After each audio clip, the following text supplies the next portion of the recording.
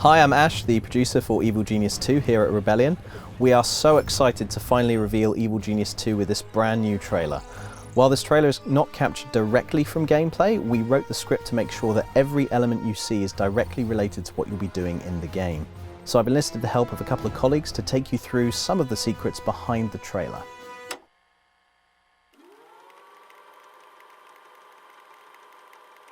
Hi, I'm Ian Pestridge, art lead on Evil Genius 2. Hi, I'm Richard Edwards, I'm the lead designer. This is one of the islands of indeterminate location that we have in Evil Genius 2. It's a nice tropical island and we intend to hide a lair in there. So one of the first things the player will be doing when they start Evil Genius 2, after selecting which of our Evil Geniuses you want to represent you in the game world, you'll then be choosing which of these islands will be your lair. That'll have gameplay effects, it'll imply which forces of justice you're going to be batting heads against most frequently. I'm a fan of these funky shaped helicopters we got, these 60s styled helicopters coming in here. I think that's been the watchword for the style throughout the game, isn't it? Is would it fit into the 60s? We're saying it's spy-fi styling. Yeah, I think that's definitely worth calling out. So yeah, we've gone for a 60s spy-fi aesthetic, which is taking a lot of designer style 60s look and feel, but giving it a more of a modern technology, or close to modern, or even sometimes futuristic technology overhaul. Max walking up onto the island, his ability to kind of see his plans through his monocle was a really nice touch. Like he has the ability to kind of plan ahead the kind of evil lair he's going to build, and you can see that through like a blueprint vision, an X-ray blueprint vision, which is kind of nice.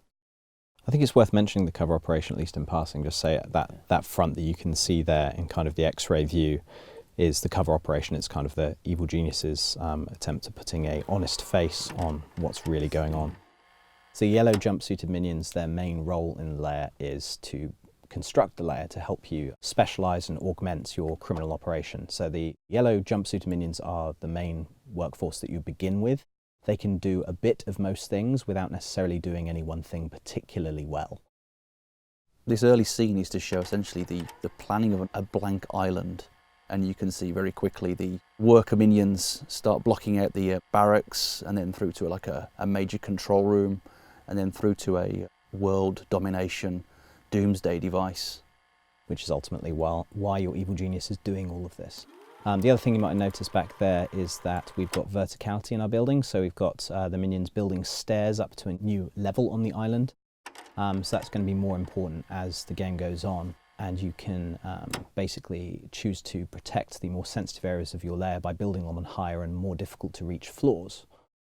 Obviously agents are going to be trying to break into your lair to stop you from taking over the world, and organising your defences is a key part of the game, even if that involves just making them climb a flight of stairs before they get where they need to go. So the player will be setting out their lair, asking the minions to build it for them, because the player doesn't need to get their hands dirty when it comes to the actual construction. But you can set out rooms, you can set the size of them, the shape of them, you can choose which items go in there. This is basic lair building stuff.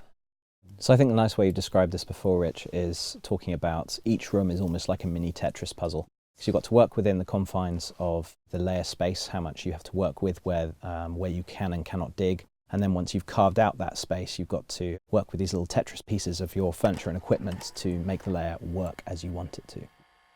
I think as one of our guidelines is we want to make everything look cool by default and then ask the player to make it look even cooler.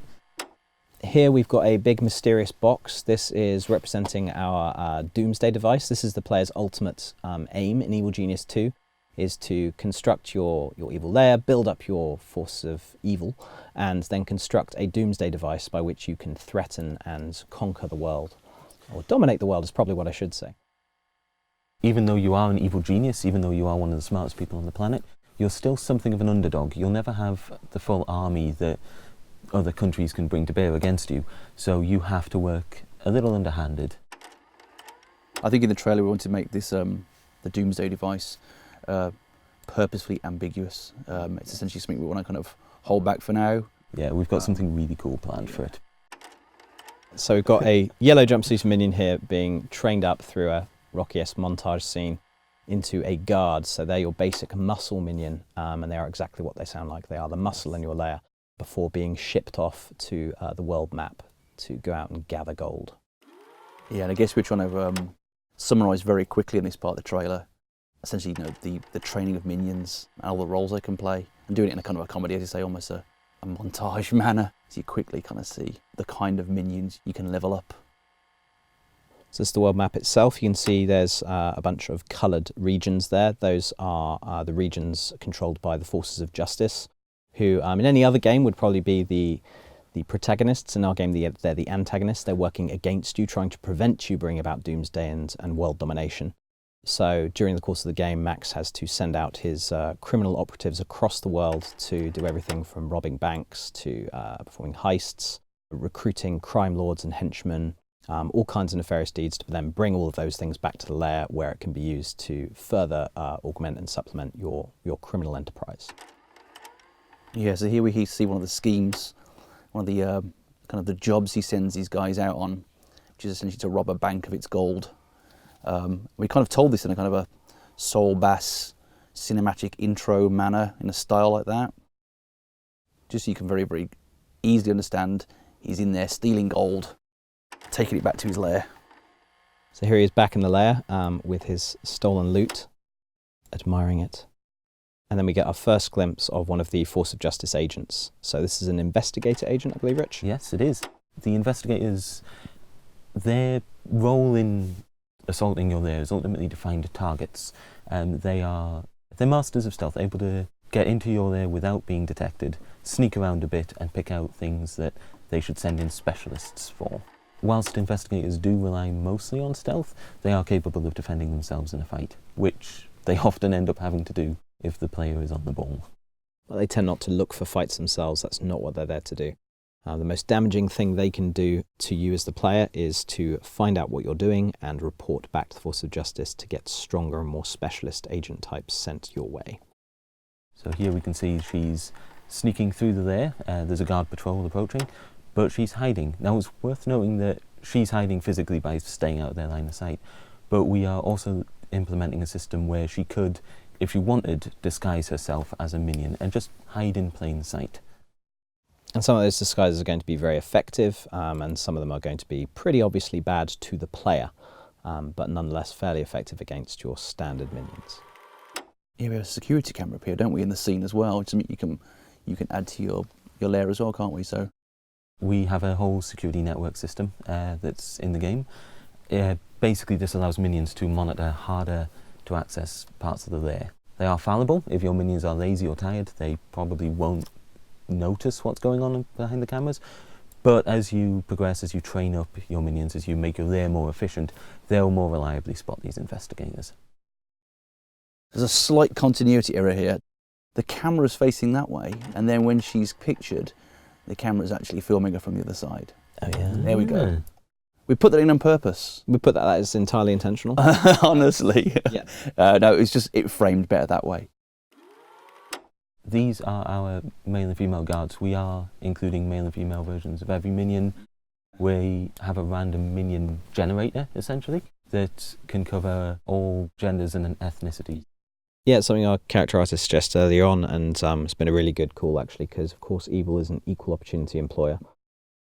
Also, I just called it a minion generator, but this also applies to agents, so the agents will be completely generated as well. And they'll have their own little personality quirks, their own little traits that determine the kinds of things they're looking for in your lair, or the kinds of things they need to stay happy.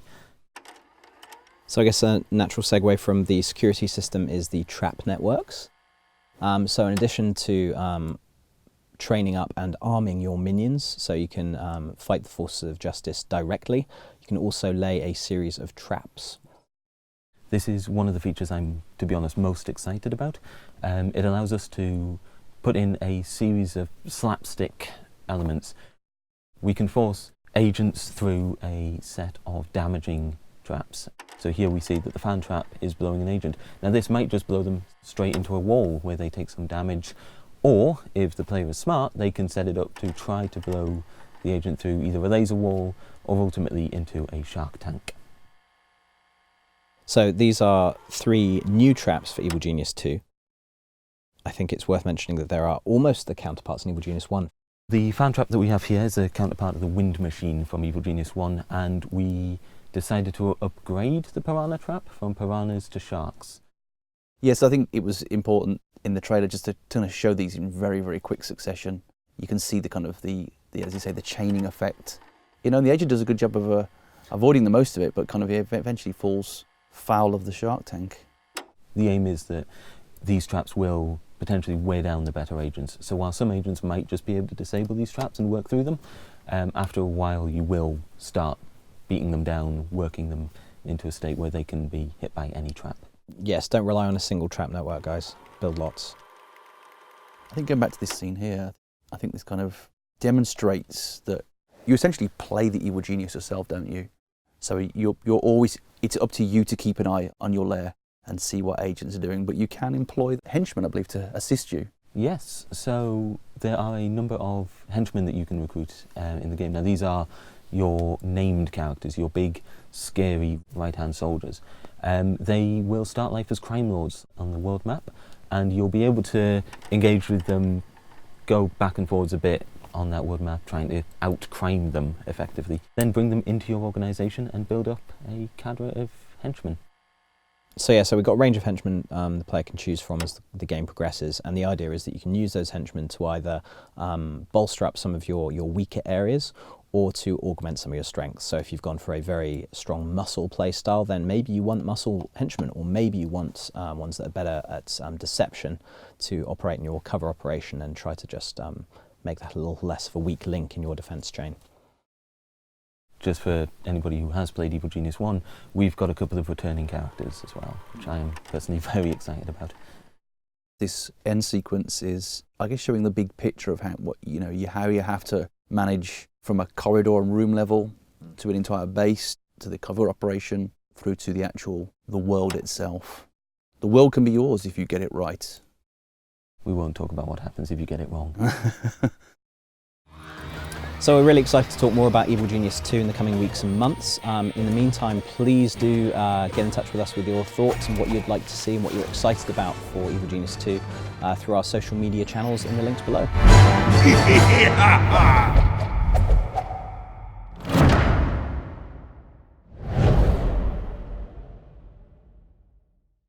I do always think it'd be nice to see Max taking a bite out of that.